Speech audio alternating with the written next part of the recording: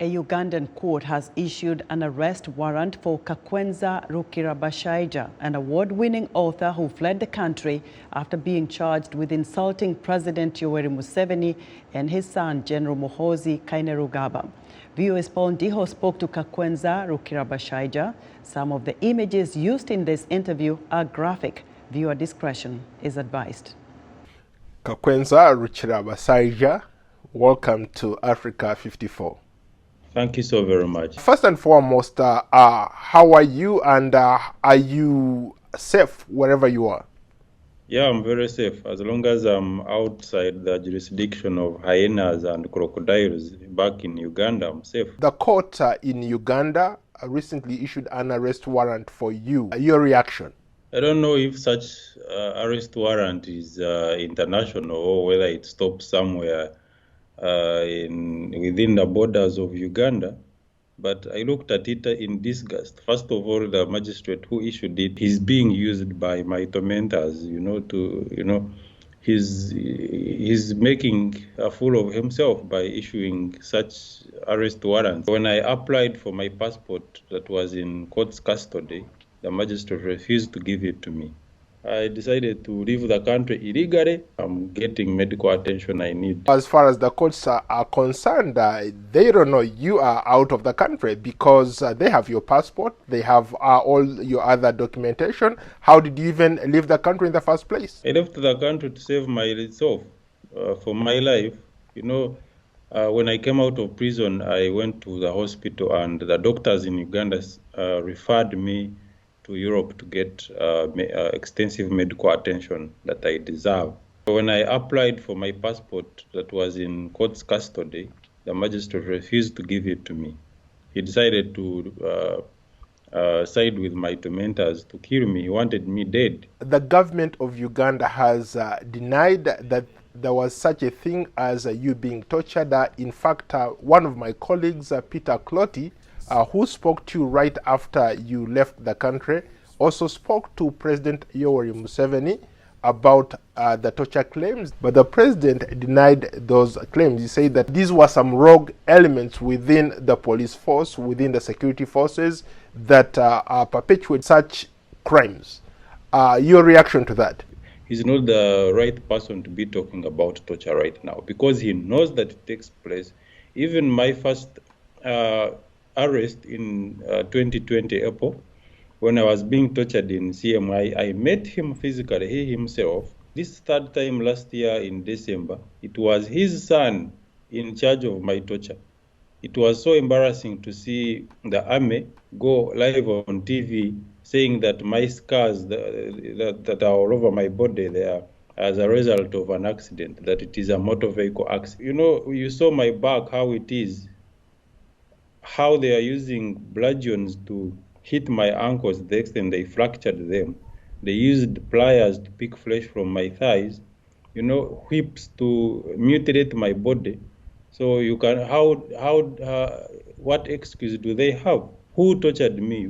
You should be asking them who tortured me because they picked me when I was very fine, physically fine. There are people who say that, who, let's say, accuse you and say that, for example, you engaged in what a lot of people would characterize as a character assassination using the internet. You took it too far.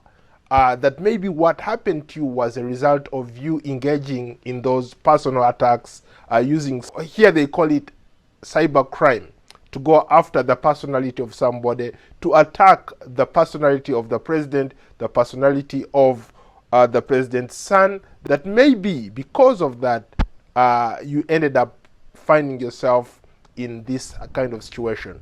How do you respond to that? My freedom of speech is inherent and is protected by the law, by the Constitution of the Republic of Uganda. There is no law that justifies torture, you know that. If they thought that what I did was offensive, they should have investigated, arrested me in a proper manner. And let me tell you something, when I was picked, I was not tortured because of the tweets I made. I was tortured because of my books. They wanted to know who is behind me, who sponsors my books. As a writer, you are you have that leverage, that freedom to express yourself in whichever way you want.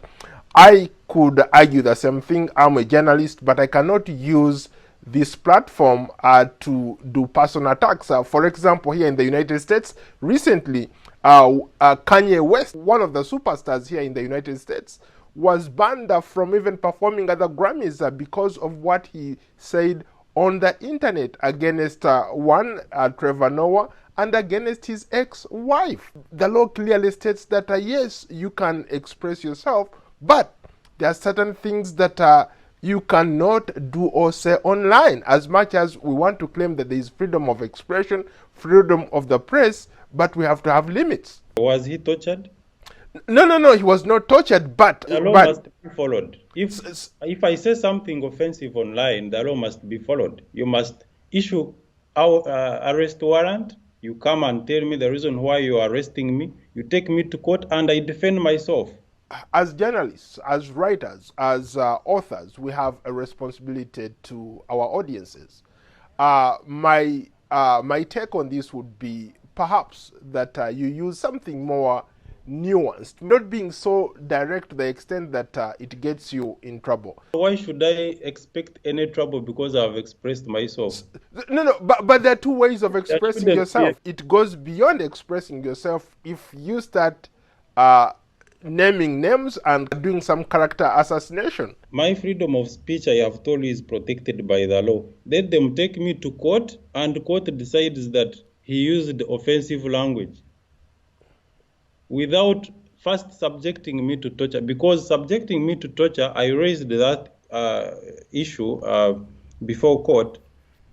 You know, our laws, Human Rights Enforcement Act, Anti-Torture Act, when a suspect raises the issue of human rights abuse, the presiding judge or magistrate is supposed to stay the proceedings. But the magistrate at Uganda Road Court refused to do that. First of all, that is procedural injustice. He did not respect my rights. So how do I respect such people who do not respect my rights? I was produced in his court when I was oozing pus. He could see that. I was visibly swollen. He could see that, but he decided not to become a judicial officer who is supposed to dispense justice with utmost impartiality. But he decided to side with my tormentors. How do I hunt such people? Such people deserve to be called names. If they are fools, they are supposed to be called fools. I do not sugarcoat. That is not me.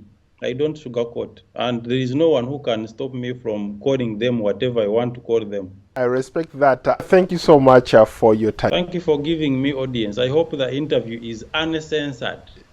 No. We'll air it. It has been aired. That was VOA's Paul Ndiho speaking with Ugandan novelist Kakwenza Rukirabashaija.